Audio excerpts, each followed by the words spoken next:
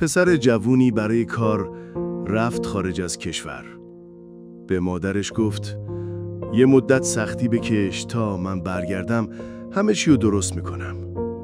مادر گفت من فقط تو رو میخوام، نه پولاتو.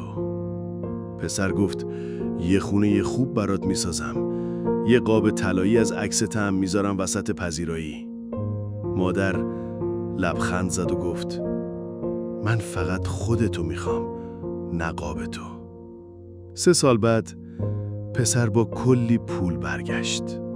یه ویلای بزرگ خرید، یه قاب طلایی سفارش داد و عکس مادرش رو توش گذاشت.